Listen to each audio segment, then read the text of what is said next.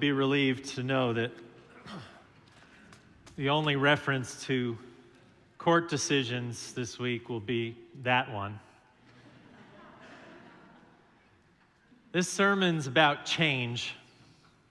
It's about a film we watched this week, a time loop film where one answer in the film to how you get out of the loop is that every day's the same and it doesn't matter what you do. And another answer is to love the people you're with. And a third is that doing the right thing, atoning for previous faults or doing good wherever you can is important. And the overarching message is that none of these answers to life let you escape from your circumstances. They don't get you out of the loop, but they do make life better.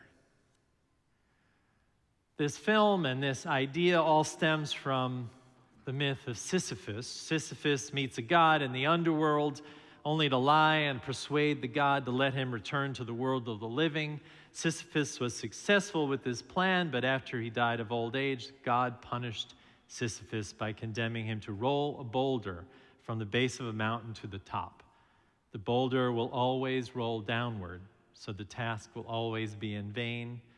Life repeats, as it did for Sisyphus, so it does for us. Repetition at the minimum is that you wake up every day you. You might be somewhere else. You may be with other people or in other circumstances, but you are never someone else. So the human dilemma is that we live in a loop. And the question is, what is our responsibility to it? The philosopher Friedrich Nietzsche's idea around this was called eternal return. I say this for those of you who need to hear Friedrich Nietzsche's philosophy on a Sunday morning. That eternal return, that time repeats itself in an infinite loop. He wrote about it in a book, wait for it, The Gay Science. Good for Pride Month. In his novel, Thus Spoke Zarathustra, he explores how to overcome his horror of the thought of the eternal return. In the book, he asks, what if someday or night a demon were to steal after you into your loneliest loneliness and say to you, this life as you now live it and have lived it, you will have to live once more and innumerable times. Would you not throw yourself down and gnash your teeth and curse the demon who spoke thus, he said? Or have you once experienced a tremendous moment when you would have answered him, you are a god, and never have I heard anything more divine? Sisyphus, the eternal return, the film Palm Springs that we watched this week, asks, are you in an infinite loop? Are you pushing a stone up the hill? And what will you do about it? The sermon is about a film, an ancient story, a philosophical idea, and you. Not everyone in this worship service will believe that they can or should change, which is really the answer to the loop. Some believe that they are perfect and cooked, and maybe anyway there isn't time left or time required to change. I say that is hubris. That is the stuff that leads to deathbed conversions, the stuff of walking around thinking you got it all figured out, and when things go badly, acting surprised and affronted. People who think they can't change or shouldn't change are like brittle sheets of ice, cold and shiny but breakable. If that is you, I have a sermon for you. If that is not you, I have a sermon for you. And it comes from our reading, too, from Portia Nelson, a famous poem, story in 5 chapters, often passed around at 12-step meetings. I admit it's a little obvious, maybe a little overused, but certainly worthy of our exploring. Portia Nelson was the author of the poem, probably thought she herself had it made at times in her life. She was the secretary of a famous movie director. She sang in cabarets. She started acting in movies. You would know her if you saw the film The Sound of Music. She was the cantankerous Sister Berta. She went on to write famous songs and sing with people like Carol Channing and Pearl Bailey and Harry Belafonte and Johnny Mathis and other stars that if you're under 30, you might never have heard of. Then at 2 points in her life, she got cancer. She had breast cancer, and after mastectomy in 1973, she wrote this poem. There is a hole in my sidewalk, I fall in. I walk around, I go another way. It's been turned into a musical and has sustained itself as an uncredited self-help text for almost 50 years. What some of you know and what I know is that cancer has a way of reorienting your life. Nelson died in 2001 of a recurrence of hers. I kept asking myself while I was pondering this story, poem, and all that we did this week, why'd she write that after her first cancer? I can only imagine that she woke up to the scary fact that she wasn't going to live a charmed and glamorous life forever. I imagine, having been through cancer with some of you and in my own family, that cancer for her was a wake-up call to live fully in the time she had, to make amends, to change old habits that kept her and pulled her from her authentic life. I imagine the encounter of her own mortality demanded new answers to old habits, to feeling as if she was in the eternal return.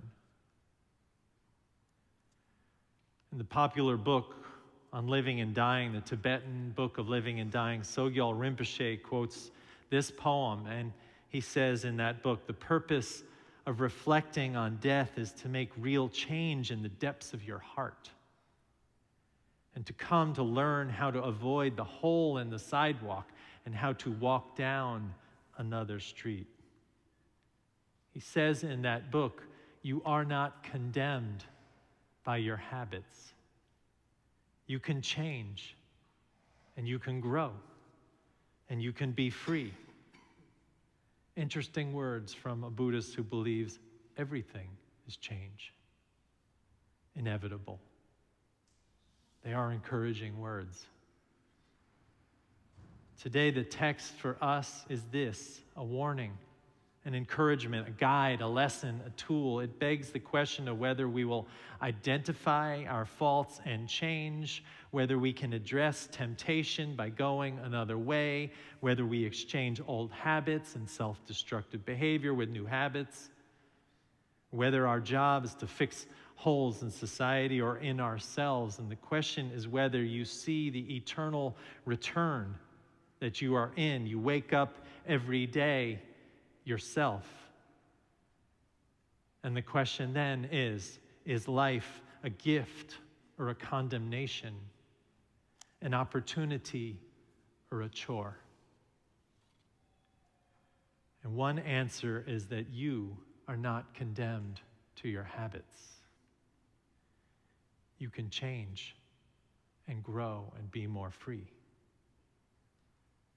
The core theology of this in our church is that we have free will, that we are not living lives predetermined by God, but we are given God's gift of life in order to find ways to use it.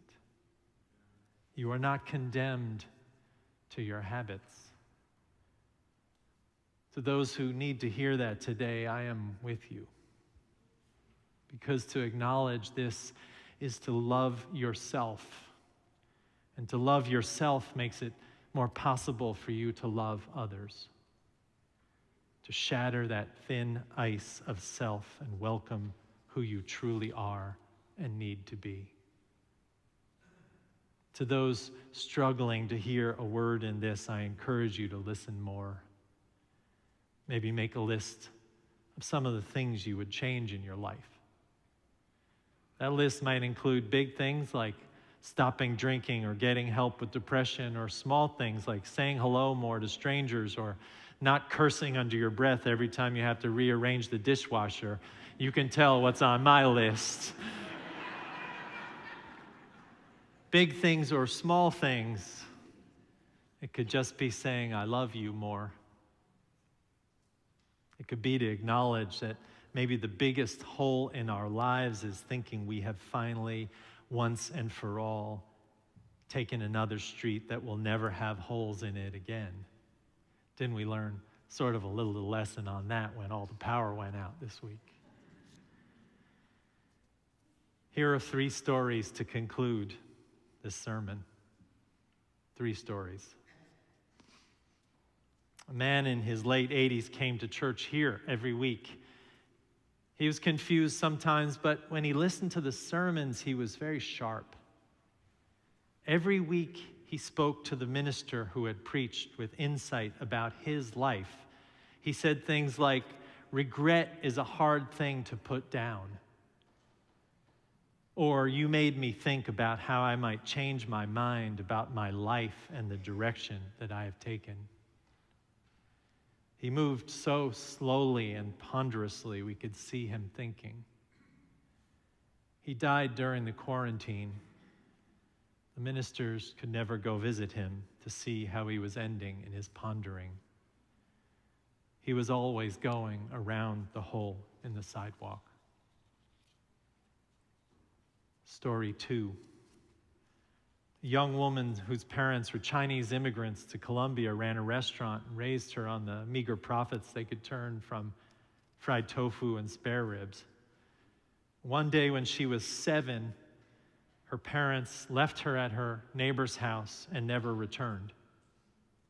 She grew up in that family's home wondering every day why her parents didn't want her, what she had done wrong.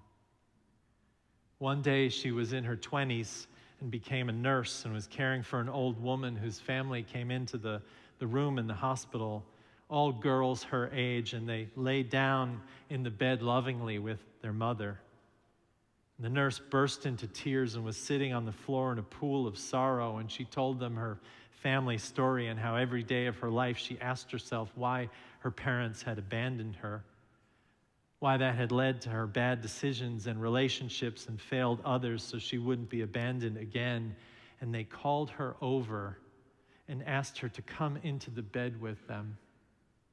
As she lay there, she felt changed. Her new family, the family that raised her, she realized, was enough. Her eyes were open. She knew where she was, going down another street. A 3rd story. A young man in his 20s drank with his friends after work to kill the pain. The pain wasn't anything specific except the train wreck of life's encounters.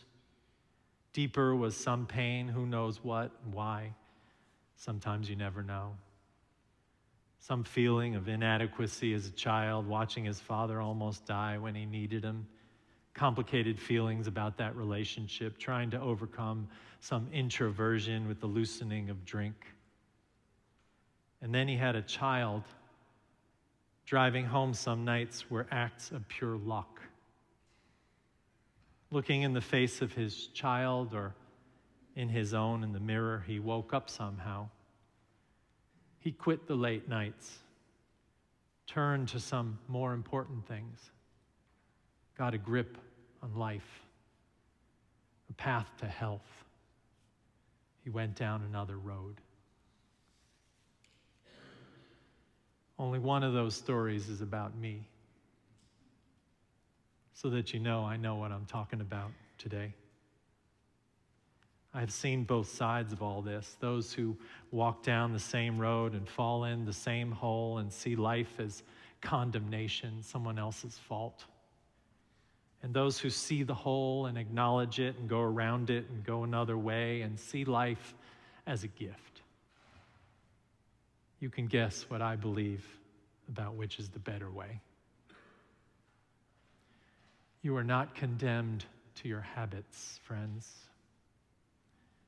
You can hold on or let go. You can succeed and fail. Either way, you should know that you are loved. And this eternal return, it kind of never ends. So make the best of it. Nietzsche once wrote about this, that life is to suffer, but to survive is to find meaning in suffering. It's up to you to get on a path to change if that's your cross to bear, to make the decision to see the sidewalk, the hole, the other way, to let go of the rock, to move on. And if you do, you will know a greater love that holds you. I love you also. Amen.